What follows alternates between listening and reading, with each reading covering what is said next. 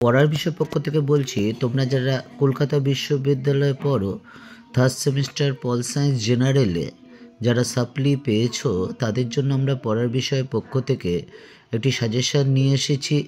GECC 3 অর্থাৎ কলকাতা বিশ্ববিদ্যালয়ের রাষ্ট্রবিজ্ঞান থার্ড সেমিস্টার জেনারেলের যে সাবজেক্টটা তোমাদের হচ্ছে government of politics of India. তা চলো আমরা এই সাজেশনটা শুরু করার আগে তোমাদের একবার মার্কস ডিভিশনটা দেখিয়ে দিই। তোমরা অনেকেই পল সায়েন্সে থার্ড সেমিস্টারে যারা সাপ্লি পেয়েছিলে, তারা যে কোনো কারণেই হোক ঠিকমতো পড়াশোনা করতে পারোনি বা করনি বা ঠিকমতো সাজেশন পাওনি, কমন পাওনি আর কি। তা যাই হোক, এর জন্য আমরা পড়ার বিষয়ের পক্ষ থেকে কয়েকটি কোশ্চেন নিয়ে এসেছি। দেখবে স্টার দেওয়া আছে, 3টে স্টার দেওয়া আছে। এই 3টে স্টারগুলো আগে খুব ভালো করে পড়বে, তাহলেই আশা করি তোমরা কিন্তু পাস করে যাবে, ভালো মতো পাস করে যাবে। তার আগে সাজেশান শুরু করার আগে আমরা একটা মার্কস ডিভিশনটা দেখে নিই। দেখো, 15টা SAQ থাকবে, তারপর মডিউল 1 থাকবে। মডিউল 1-এ 15 নম্বরের 2টো কোশ্চেন থাকবে, তোমাকে একটা কোশ্চেন লিখতে হবে। 10 নম্বরের 2টো কোশ্চেন থাকবে, তোমাকে একটা কোশ্চেন লিখতে হবে।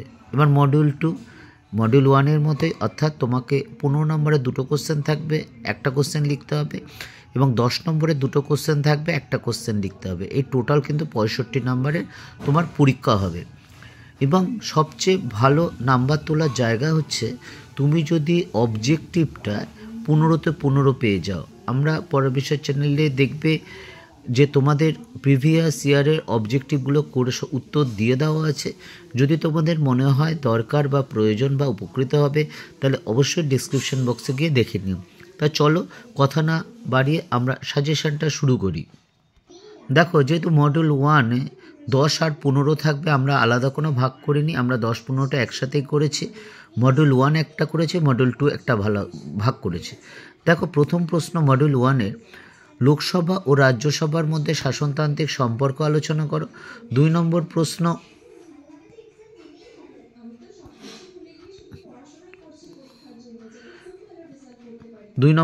ভারতীয় সংবিধানের প্রস্তাবনার গুরুত্ব আলোচনা করো। 3 নম্বর, ভারতে যুক্তরাষ্ট্রীয় ব্যবস্থার প্রকৃতি আলোচনা করো।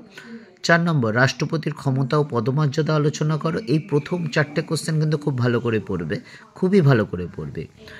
5 নম্বরের প্রশ্ন দেখো, ভারতের সংবিধানের সংশোধন পদ্ধতি আলোচনা করো। তুমি কি মনে করো ভারতের সংবিধান সুপরিবর্তনীয়? যুক্তিসহ আলোচনা করো। 6 নম্বরটা দেখো, সংবিধানে সংরক্ষিত স্বাধীনতার অধিকার আলোচনা করো। এটাও খুব ভালো করে পড়বে। 7 নম্বর, কেন্দ্র রাজ্যের মধ্যে আইন সংক্রান্ত ক্ষমতা আলোচনা করো। সমস্যা হবে না, ক্ষমতা হবে কিন্তু। 8 নম্বর, লোকসভা স্পিকারের ভূমিকা আলোচনা করো। এবং 9 নম্বর প্রশ্ন দেখো, ভারতের কেন্দ্র রাজ্যের মধ্যে প্রশাসনিক সম্পর্ক আলোচনা করো। এবং 10 নম্বর লাস্ট কোশ্চেন, ভারতের সংরক্ষিত স্বাধীনতার অধিকার আলোচনা করো। এটা খুব ভালো করে পড়বে। অর্থাৎ দেখো, তাহলে 1, 2, 3, 4, 6 আর 10, অর্থাৎ এই 6টা কোশ্চেন তোমরা কিন্তু প্রথমে খুব ভালো করে পড়বে। এবং একটু যদি বুঝতে পারো, খুব সোজা রাষ্ট্রবিজ্ঞান এই তোমাদের থার্ড সেমিস্টারটা।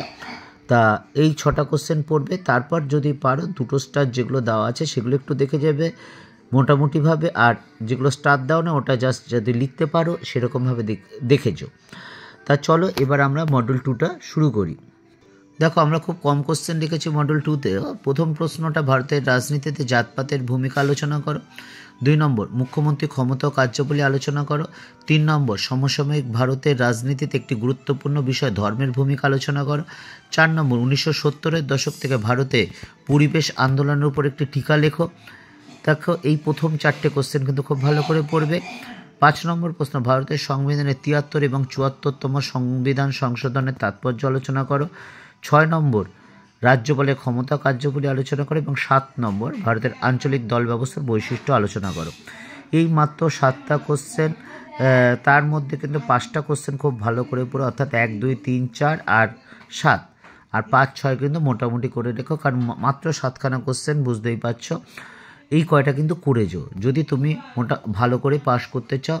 আশা করি যদি তোমরা এই কোশ্চেনগুলো করে যাও তাহলে কিন্তু অবশ্যই কমন পাবে, কারণ পড়া বিষয়ের পক্ষ থেকে পূর্বে আমরা যে সাজেশান দিয়েছি সেই সাজেশানের সাথে তোমরা কোশ্চেনগুলো মিলিয়ে দেখতে পারো কী পরিমাণে কমন এসছে।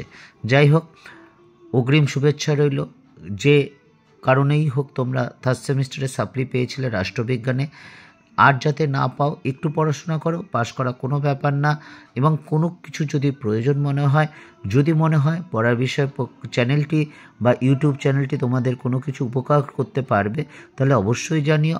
আমার নিজের ব্যক্তিগত 23-24 বছরের অভিজ্ঞতা প্লাস আরও বেশ কিছু শিক্ষক শিক্ষিকারা আছেন যারা বিভিন্ন স্কুল কলেজের সাথে যুক্ত, তাদের সাহায্যে কিন্তু তোমাদের সমস্যার সমাধানের অবশ্যই চেষ্টা করব, এই প্রতিশ্রুতি দিলাম। পড়া বিষয় পক্ষ থেকে এতটুকুই। অগ্রিম শুভেচ্ছা রইল। শুধু তোমরা সাপ্লি ক্লিয়ার করবে তাই না, খুব ভালো রেজাল্ট করবে তার জন্য না, সারা জীবন সুন্দর সুখের আনন্দময় হয়ে উঠুক, পড়া বিষয় পক্ষ থেকে এটাই আমাদের কিন্তু একমাত্র কামনা।